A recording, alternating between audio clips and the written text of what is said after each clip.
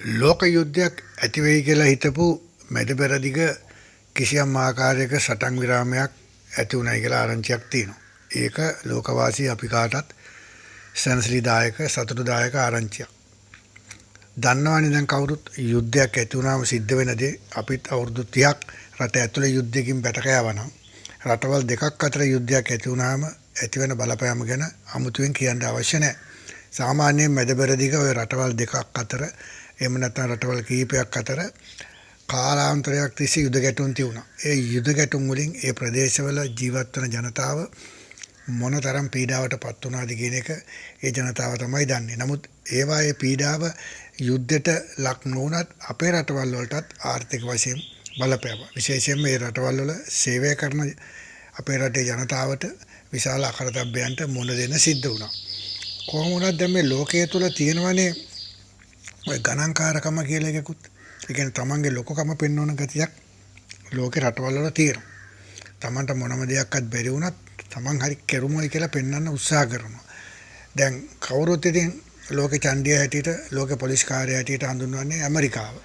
එතකොට මේ ඇමරිකාව මට්ටු කරන්න අනෙක් රටවල් ආර්ථික වශයෙන් දේශපාලනික වශයෙන් යුදමය වශයෙන් ඒගොල්ලෝ ටික ටික පෙරමුණ ගන්නවා, ටික ටික ශක්තිමත් වෙනවා. විශේෂයෙන්ම චීනය.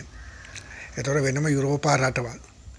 එතකොට මැද පෙරදිග විශේෂයෙන්ම මුස්ලිම් රටවල් අතර ඉරාකය, ඉරානය, ඒ වගේ රටවල් වල තිබුණ ඇෆ්ගනිස්තානය වගේ රටවල් වල තිබුණා ආගමික අන්තවාදයකුත්. ඒගොල්ලෝ ආගමික අන්තවාදය මුල් කරගෙන ඒගොල්ලෝ එක පැත්තකින් වෙනම බල කඳවුරක් ගොඩනගන්න උත්සාහ කළා. කොහොම හරි මේ විවිධ හේතු මත හැමතිස්සෙම ඉන්නේ අර ගින්දරයි පුළුණුයි එක ළඟ තිබ්බා වගේ කොයි වෙලාවෙ ඇවිලයිද කියන මතයෙන්. දැන් වර්තමානයේ වෙනකොට කවුරුත් බලාපොරොත්තු වෙමින් හිටියේ මේ ඇමරිකාව මේ යුද්ධෙට මැදිහත් වෙලා දැන් මේ ඊශ්‍රායල් ඉරාන යුද්ධෙට මැදිහත් වෙලා මේක ලෝක යුද්ධයක් කරා යයි කියලා. මොකද අර පොළොව යට තියෙන ඒ බලාගාර පවා විනාශ කරන්න පුළුවන් මිසයිල ඇමරිකාව හෙළුවා. නමුත් එකපාරටම මේක සටන් විරාමයක් ඇති වුණා. ඇයි මේ සටන් විරාමයක් ඇති වුනේ කියන එක හිතලා බැලුවාම ඒකට පැහැදිලිවම උත්තරයක් තියෙනවා. පැහැදිලිවම උත්තරයක් මේ ලෝක දේශපාලනය තුල දැන් සිද්ධ වෙමින් තියෙන දේවල්. ඇමරිකාව පමණක් නෙමෙයි මුළු ලෝකය පුරාම සිද්ධ වෙමින් තියෙන දේ. ඒ කියන්නේ යුද්ධය සම්බන්ධව තියෙන ආකල්පය දිහා බැලුවාම මේ කිසිම රටක් ඇත්තටම දැන් කැමති නෑ යුද්ධ කරන්න. හැම රටක්ම කැමති දියුණු වෙන්න. කාලයක් තිබුණා යුද්ධ කරලා බලය අල්ලගන්න. නමුත් අල්ලගන්න පුළුවන් බලයකුත් නැහැ. අන්තිමට ඉතුරු වෙන දෙයක්කුත් නැහැ. තමන්ගේ වටිනා ධනය විනාශ වෙනවා. මිනිස්සුන්ගේ ජීවිත විනාශ වෙනවා. ආර්ථික වශයෙන් හිඟන්නම් බවට පත් වෙන එක විතරයි යුද්ධ වලින් හැමදාම සිද්ධ වුනේ. ඒක දැන් ඉන්න රටවල් දන්නවා. හැමතිස්සෙම තමන්ට ප්‍රශ්නයක් ආවොත් ඒකට මුහුණ දෙන්න, තමන්ට අභියෝගයක් ආවොත් මුහුණ දෙන්න ඒ ලොකුකම පෙන්වන්න කාගෙත් ඒ බලය තියාගෙන ඉන්නවා. හිටියට දැන් කවුරුත් කැමති නැහැ යුද්ධ කරන්න. විශේෂයෙන්ම දැන් රුසියාව යුක්‍රේනය අතර තියෙන ගැටුමේදී පවා ඇමරිකාවේ ඩොනල්ඩ් ට්‍රම්ප් කිව්වේ මේක නවත්වන්න, සටන් විරාමයක් ඇති කරගන්න, සාම සාකච්ඡා පවත්වන්න කියලා. දැන් මේ ඩොනල්ඩ් ට්‍රම්ප් කියන සාධකය මෙතනදී හුඟක් වැදගත් වෙනවා. ඒ මොකද ඔහු බලපුලුවන්කාරයා හැටියට ලොකු ටෝක් දීලා මෙහෙම ගහනවයි කියලා කිව්වට අත් වශයෙන් පහර දුන්නා. නමුත් අවසානයේදී ඔවුන් අතර කලේ ඔහුගේ අභ්‍යන්තරය කියන්නේ යුද්ධ කරන්න නෙමෙයි. අත් වශයෙන් බැලුවාම ඔහු මේ යුද්ධ වලට කැමති පුද්ගලයෙක් නෙමෙයි. ඔහු කැමති ආර්ථික සමුද්දියට. ඔහු දන්නවා මේ යුද්ධ කරන්න ගියොත් තමන්ගේ ආනයන අපනයන ටික සියල්ල ඉවරයි. ඊළඟට තමන්ගේ තියෙන වත්කම් ටික ඉවරයි. තමන්ගේ තියෙන ඒ සේරම ඒ යුද ශක්තිය නැති වෙනවා. තමන්ට ලැබෙන දෙයක් නැහැ. අවසානයේදී ආර්ථික වශයෙන් නිකන් ප්‍රපාතයකට වැටීම තමයි සිද්ධ වෙන්නේ. ඇත්ත වශයෙන් ඒක නායකයෙක් තේරුම් ගන්න එක ලොකු දෙයක්. ඔය තියෙන ප්‍රශ්න මොනවා හරි විදියකට විසඳ ගන්නවා මිසක් යුද්ධ කරන්න යාම තුළ සිද්ධ වෙන්නේ යුද්ධයට මැදි වෙන රටවල් විනාශෙන්පත් වෙනවා. ඊළඟට මිත්‍ර රටවල් කියලා ඇවිල්ලා ඒ රටවල් විනාශයටපත් වෙනවා. ඊළඟට මේ කිසිම දෙයකට සම්බන්ධ වෙන්නේ නැති අපි වගේ රටවල් වලට ලැබෙන්න තියෙන තෙල් ටික, ගෑස් ටික නැතුව අපි වගේ රටවල් විනාශයටපත් වෙනවා. ඒ නිසා මේක තේරුම් ගැනීම තුළ මේ යුද්ධයක තියෙන භයානකකම තේරුම් ගැනීම තුළ හොඳයි. දැන් අනිත් එක දැන් බැලුවත් මිත්‍ර රටවල් දැන් යුරෝපා රටවල් ටික වුණත් දැන් දැන් යුක්‍රේනයේ සෙලෙන්ස්කිට උදව් කළේ ඒගොල්ලෝ උපකරණ දෙනවා මිසක් ඒගොල්ලෝ ගියේ නෑනේ ඒගොල්ලෝ රුසියාවට පහර දෙන්න ගියේ නැහැ. ඒ වගේ ඒගොල්ලෝ දුර ඉඳගෙන තමන්ගේ ඇඟ බේරගෙන වැඩ කිරීමක් තමයි එතනත් කළේ. යම් ප්‍රමාණයක යුද ආධාර ඒවා දීලා ඊට පස්සේ නැවැත්තුවා දෙන්න පුළුවන් තරම දීලා. ඒගොල්ලෝ ගුවන් යානා යවුවෙත් නැහැ, යුද නැව්ව ඇරියෙත් නැහැ. ඒ දේවල් මුකුත් කළේ නැහැ.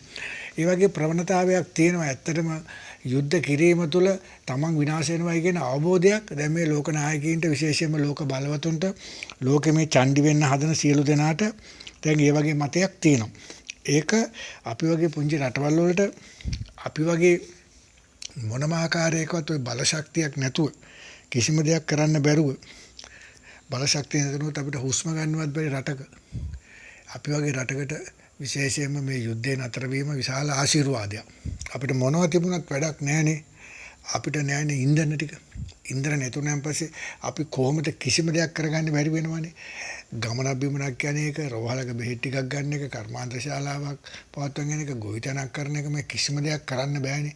ඒ නිසා අපි වගේ රටකට මොනවද තිබුණත් අපිට ඉන්ධන නැති නිසා ඉන්ධන ලැබෙන මාර්ග නැති වුණොත් අපේ රටවල්පත් වෙන්නේ විශාල අභාග්‍යයකට. ඉතින් මේ தત્ත්වය තේරුම් අරගෙන අපි ගැනත් හිතලා තමන් ගැනත් හිතලා ඇමරිකාව වගේ රටවල් ඊශ්‍රායලයට ඉරානයට මේ සාමගිය උසමක් ගහපල්ලා සටන් විරාමයක් පවත්වපල්ලායි කියලා කියපු දෙයම ඊටාත්ම වැදගත් වෙනවා. ඊටාත්ම සුවිශේෂී ක්‍රියාවක් වෙනවා. ඒක අපි ඊටාත්ම සතුටින් අගය කර යුතු කාරණාවක්. තමන්ගේ චණ්ඩිකම් මොහොතකට නතර කළා ඒ චණ්ඩිකම් පැත්තකට තියලා මේකෙන් අපි හැමෝම විනාශ වෙනවා කියන එක තේරුම් අරගෙන ඒ කටයුතු කිරීම තුළ මම ඩොනල්ඩ් ට්‍රම්ප් ලොකු ආදර්ශයක් පෙන්වනවා. හැමෝම කිව්වත් ඕනේ අමුතුම ආකාරයේ චරිතයක් කියලා ඕව සමහර අවස්ථාවල ඕව විහිළු චරිතයක් හැටියට හිතුවත් ඕව අමාරු කාර්යයක් කියලා කිව්වත් ඇත්තටම යුද්ධය සම්බන්ධයෙන් ඔහු දරන ආකල්පය ඉතාමත් වටිනවා. විශේෂයෙන්ම තමන්ගේ රටට අර යුක්‍රේන ජනාධිපති සෙලෙන්ස්කිව ගෙන්නලා ඔබ කිසියම් අපහසුතාවයකටපත් වුණා තමයි. ඒ ගෙනීම පවා ඒ ගෙනීමෙන් පවා ඔහු ඔප්පු කළේ බල මේ සටන නවත්තපල්ලයි කියන එකනේ. ඉතින් ඒ නිසා මේක ඇමරිකාව පැත්තෙන් විතරක් නෙමෙයි ලෝකේ කොයි කාටවත් හරි වැදගත්. ඒ වගේම පැත්තක ඉඳලා අවි ආයුධ දීලා තමන් ඇඟ බේරගෙන ඇවිලෙන ගින්නට පිදුරු දාන ඒ බටහිර රටවල් වලටත් මේක ලොකු පාඩමක්. ඒගොල්ලෝ ඇඟ බේර ගන්නවා. ඒගොල්ලෝ සල්ලි දෙනවා. ඒගොල්ලෝ උපකරණ දෙනවා. ඒගොල්ලෝ යන්නේ නැහැ. ඉතින් ඒ වගේ වැඩ කරන අයට උනත් මේක හොඳ ගහපු කනේ පාරක්. ඒ නිසා යුද්ධය කියන එක සම්පූර්ණයෙන්ම නවත්තලා තියෙන ප්‍රශ්න මොන ආකාරයෙන් විසඳාගත යුතු වෙනවද? මොකද ප්‍රශ්න තියෙනවානේ. ඒ ප්‍රශ්න විසඳාගත යුතු වෙනවා. ප්‍රශ්න නැතනක් නැහැනේ.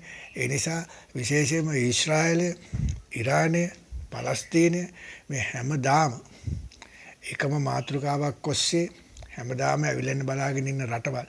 මේ රටවල් වලට විසඳුම් දීමට තමයි ඇත්තටම මේ ලෝකයේ ඉන්න මිනිස්සු තමන්ගේ මොළ පාවිච්චි කළ යුත්තේ. තමන්ගේ මොළ පාවිච්චි කළ යුත්තේ ලෝකයේ ගිනි තියන්න, අවි ආයුධ හදලා ලෝකය විනාශ කිරීමට නොවේ.